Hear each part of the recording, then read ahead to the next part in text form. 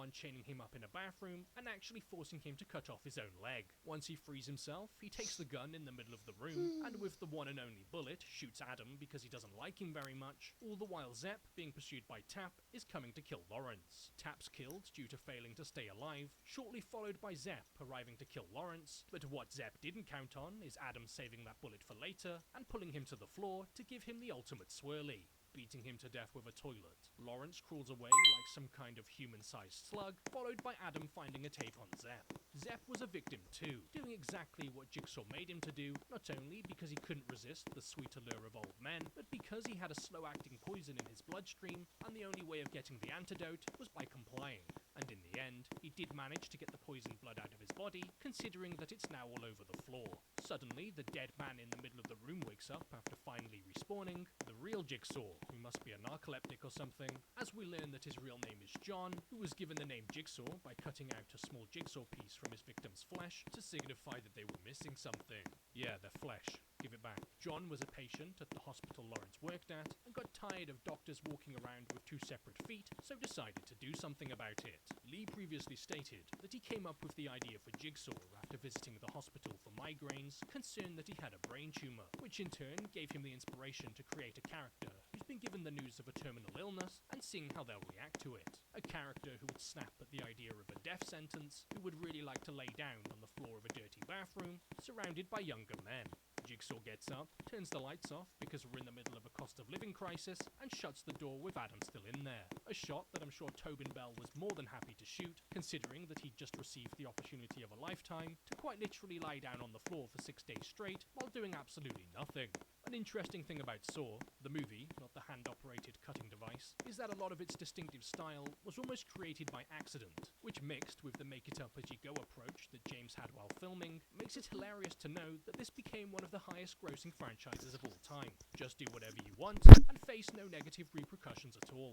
The scenes that feature cuts to photographs were never originally intended to be in the movie, but due to the off-the-cuff nature of the filming process, when it came to the edit, James found himself with missing footage, causing him to use pictures that were never intended to be shown on screen to fill in some of the gaps, accidentally contributing to the signature style of the early Saw movies, simply because he had no choice. While it's incredibly impressive that James and Lee's first attempt at a feature film would be such a breakout success, what I find most unrealistic about it is how no one needs to stop to do an anxiety poo. We're with the Catholic Church. We investigate unexplained phenomena.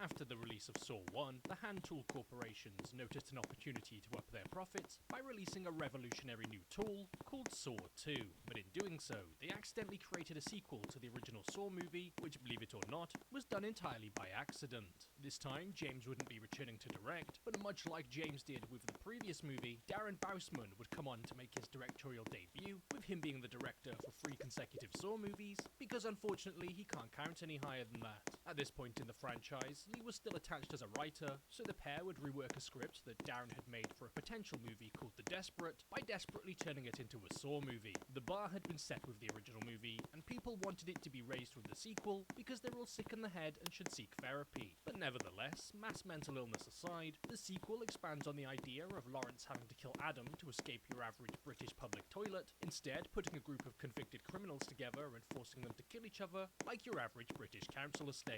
The movie begins by immediately continuing with the established colour palette put in place by James, as we see a man waking up with an unfortunate case of pink eye. He's told that he needs to cut open his own eye socket to retrieve a surgically implanted key, a rather strange place to leave your house keys, otherwise the device that's attached to him will proceed to give him a non-consensual hug, a play on the reverse bear trap, but spiky. Opening with an immediate trap, it becomes apparent that this movie is playing more into the gruesome nature of the first film, which all things considered is actually a lot more reserved than the entries going forward, something which would set a precedent for the rest of the franchise continuing, because Jigsaw's such a great dude who wants people to see the best in life. Well, apart from this guy who dies because he couldn't see it coming. The style originally set back in Saw 0.5 is still very much alive here, despite not being directed by James. The undercranked camera speed and the intense close-ups are here, evident due to the movie trying to give me a seizure. This time around, the movie follows Detective Eric Matthews, as Jigsaw kidnaps his young son and a group of ex-convicts. Eric being played by everyone's Vietnamese enthusiast's brother, Donnie Wahlberg. Eric and his son don't exactly have the best relationship, and Detective Matthews has done something completely unheard of in the world of law enforcement and has abused his power. Because of him, people have been wrongfully convicted of crimes they did not commit, with those people now currently being locked in a house with his young son. Jigsaw deliberately leads Eric and a SWAT team straight to his new and improved secret hideout, which this time comes equipped with a triple monitor setup for Jigsaw to religiously check Twitter while playing League of Legends, which makes perfect sense now, as someone only as sick and twisted as Jigsaw would choose to play League of Legends. And much like his philosophy in the previous movie, Jigsaw states that he doesn't kill or injure people, he makes them value their lives. Unless you're a cop, because screw you. As much like Singh and his mind-blowing experience in the last movie, multiple SWAT officers are either killed or horrifically injured due to a booby trap, while simply just trying to do their job. Eric thinks he's got the upper hand on this frail old man who looks like he's about one fart away from death, but Jigsaw is always in control. He shows them on the monitors the game that's currently being played with his son Daniel and the convicted group of criminals, as they're forced to participate to escape, otherwise the gas slowly entering the house is going to kill them. And Jigsaw makes his intentions quite clear to Eric by telling him to get his son back. All that he has to do is sit down and talk to him for a while. This time around, all of the old men enthusiasts are going to be in for a treat due to Jigsaw playing a much more prominent role in the story, instead of simply laying down for a bit because he's tired, as we get to hear the inner thoughts of this man's mind, which mainly consists of, "Ow, my brain tumor hurts." In the house is Daniel, Obi, Jonas, Addison, Laura, Gus, Xavier, and Amanda making a return from the previous movie, because what's more fun than almost being horrifically and violently killed once, almost being horrifically and violently killed, but again. Gus is immediately killed after looking through a peephole designed for suicidal people only, and the rest of the group are forced to traverse the house in order to find a way out. And much like how Saw 1 was primarily shot all in one location, this movie uses the same approach, except instead of an abandoned warehouse, they now have access to a studio space in which all the sets can be built. Something which becomes a bit more achievable this time around, considering this entry had 4 times the budget of the original movie, because how else are you going to afford that guy from Kevin James's Zookeeper?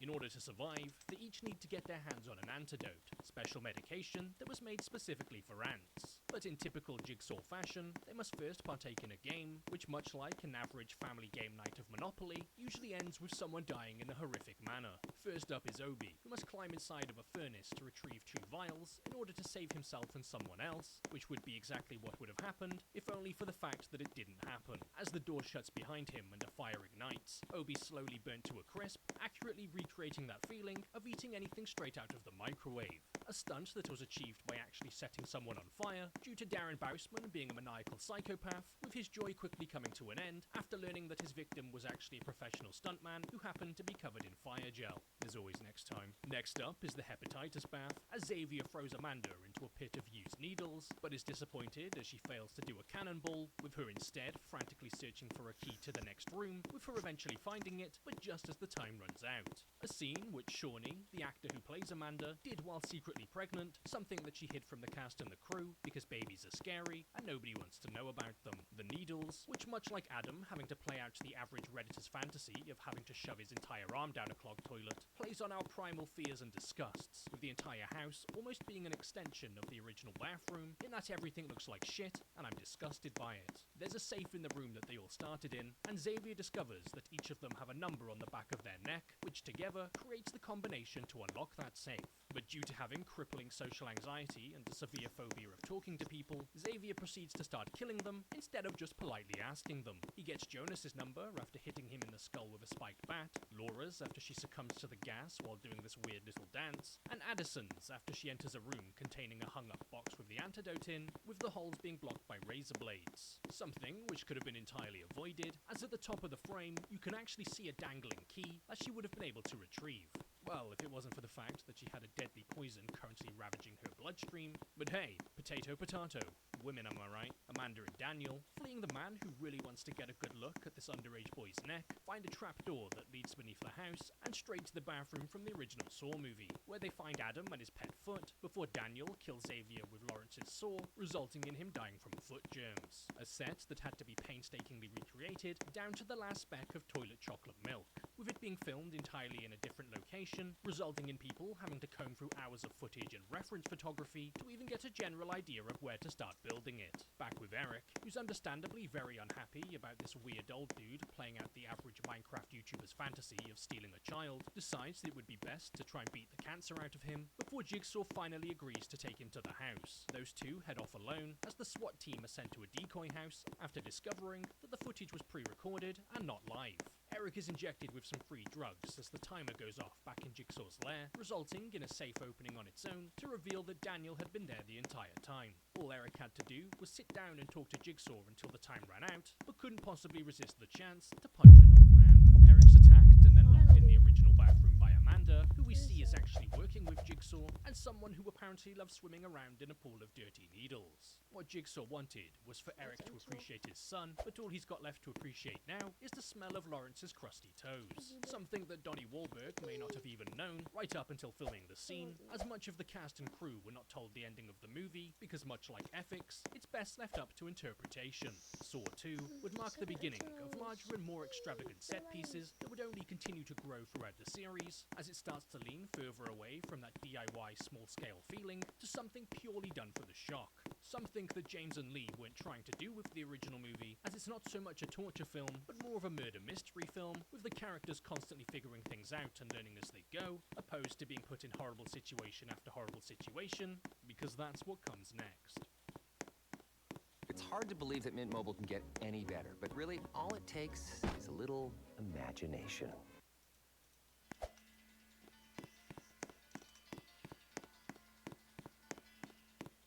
And by a horrible situation, I mean 7 more movies that will cause irreparable harm to my soul. Once again, directed by Darren Bousman, Saw 3 is an interesting one, as it's the last entry in the series to receive any significant input from the original creators, James and Lee. With their other co-created franchise Insidious, at least one of them would play a significant role with the creation of each one, whereas when it comes to Saw, after this entry, they'd each step back to become executive producers, with them not even having any real intention to return for a third entry until learning about the passing of producer Greg Hoffman shortly after the release of the second movie, inspiring them to come back one more time in dedication to him, and not one Saw movie was ever created again, a fact that you simply can't disprove.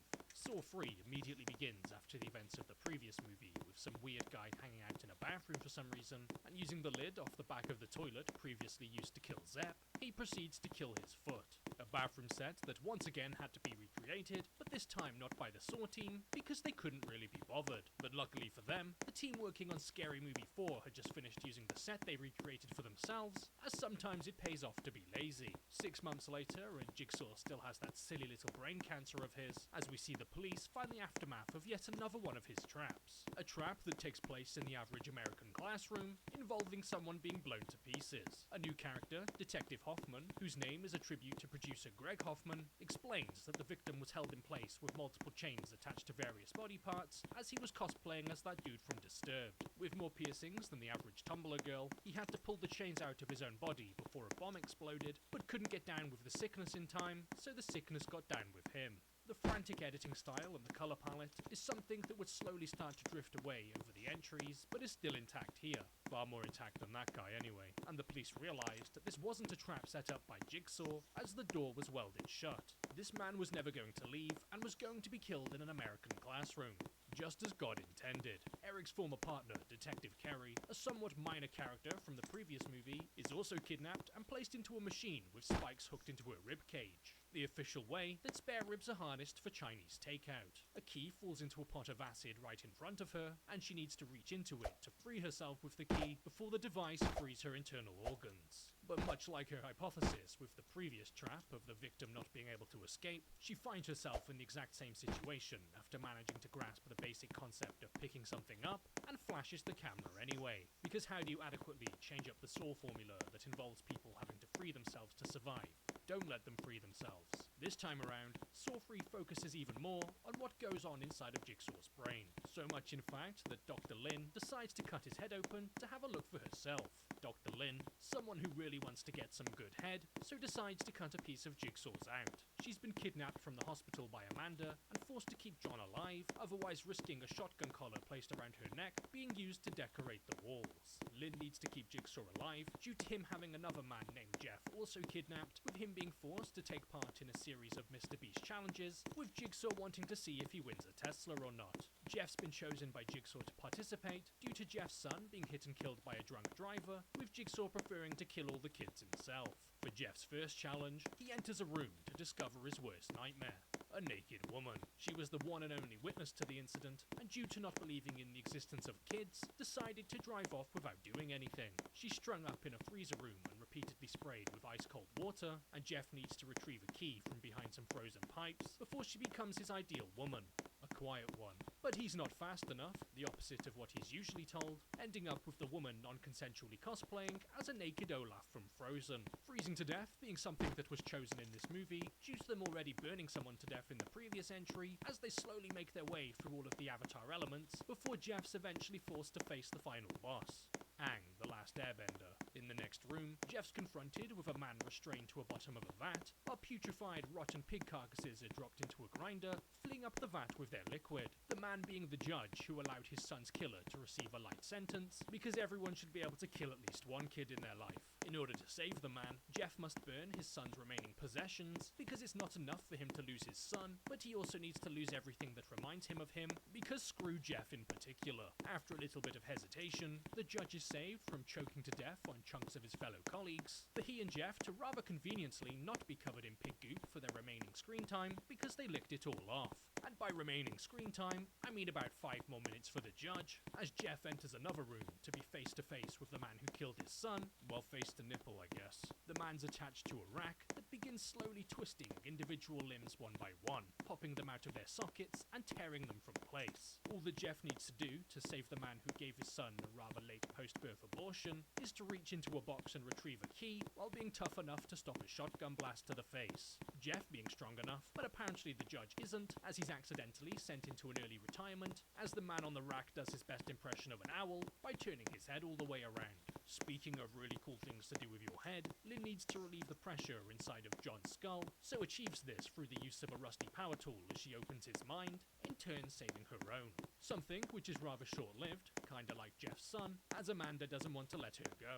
Jigsaw tells her to remove the collar, but Amanda thinks it looks cute on her, resulting in her getting jealous and shooting Lin, just as Jeff arrives with a gun. Lin actually being Jeff's cheating wife, who apparently thrives off emotionally destroyed men, with Jeff retaliating by giving Amanda an extra breathing hole in her neck, while taking a power sword to Jigsaw's. After watching, Lin has the typical female reaction of losing her head over it, while a tape left by Jigsaw explains that they also kidnapped his daughter, because apparently he collects children like Pokemon, and must inflict the absolute max amount of suffering on this family by any means necessary. Jeff's sure got to appreciate his life after this one, something that was obviously supposed to be created to bring a sense of finality to the series. But in typical James and Lee fashion, they simply couldn't resist the urge to leave a question unanswered at the end of their movie, like quite literally every movie they've ever made. A funny thing to do, considering that they had absolutely no intention of returning to write another one, because screw you. Much like the previous movies, Saw 3 continues the tradition of filming the entirety of the movie in a singular location,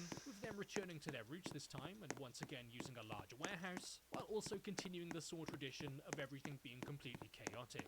In something that's actually quite standard for the Saw movies, the script was being constantly rewritten and reworked all the way through production right up until the end, with Lee himself supposedly being on set most of the time to continue working on it, because being prepared is for losers. And speaking of losers, supposedly at multiple screenings throughout the hellhole otherwise known as the United Kingdom, 5 people fainted while watching the movie due to the sheer horror of seeing a naked woman. These are 3 unique Manscaped trimmers, all designed for different parts of the body.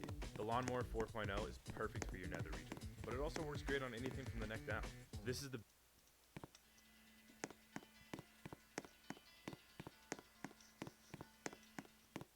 We're at the 4th Saw movie now, because apparently they couldn't think of any other tools to use, and it's once again directed by Darren Bousman, but no longer has any writing input from either James or Lee, with both of them serving as executive producers to executively produce things, keeping a supposed watchful eye over things instead of being directly involved. I say supposed because it seems like Lee at least has absolutely no interest in the series after the first few entries, because much like my father with me, he wants absolutely nothing to do with it and feels deep shame towards its creation. The screenplay instead was created by Patrick Melton and Marcus Dunstan, who would write all of the Saw movies up until the 8th entry due to having an extreme phobia of the number 9, and would end up being hired due to the executives at Twisted Pictures reading their script for a project they were working on known as The Midnight Man, which would later see itself becoming the movie The Collector, a movie about a socially inept hoarder. A script that was originally going to be turned into a Saw sequel, which would follow a young John experiencing a traumatic event in his childhood, which would later be cancelled on account of kids being annoying.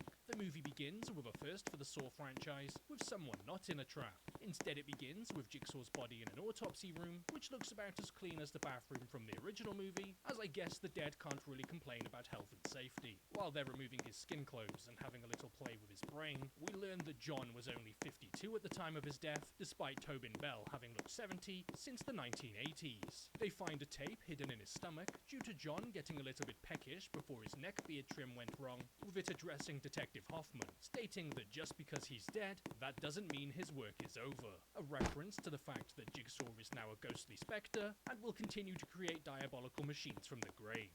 Evident by the fact that we then see two men waking up in a mausoleum, one with their eyes sewn shut, and the other with his mouth sewn shut. In a game that's absolutely been set up in fairness to give each man the best opportunity at survival, they must retrieve a key from the collar of the opposite man before the chains around their necks pull them into the machine in the middle of the room. And in a move that absolutely no one saw coming, especially the guy with his eyes sewn shut, he's killed, and the other man saves himself. This entry primarily follows Officer Rigg, a minor character from the previous two movies who's been upgraded to major character in this one, someone who's been emotionally struggling due to the disappearance of Detective Eric Matthews and Detective Kerry. He wakes up to a Billy the Puppet tape playing, as it's not fair on him to miss out on all of the fun, and he's shown that Eric, despite being missing for at least 6 months at this point, is still alive, and Hoffman is restrained with him. He's finally been given the opportunity to help Eric, but he's only got 90 minutes to do it. He finds a woman in his living room, but preferring to live like the average anime fan and die a virgin, he fails to save her as her hair is pulled backwards through a machine, exposing her receding hairline. He finds a key to a motel room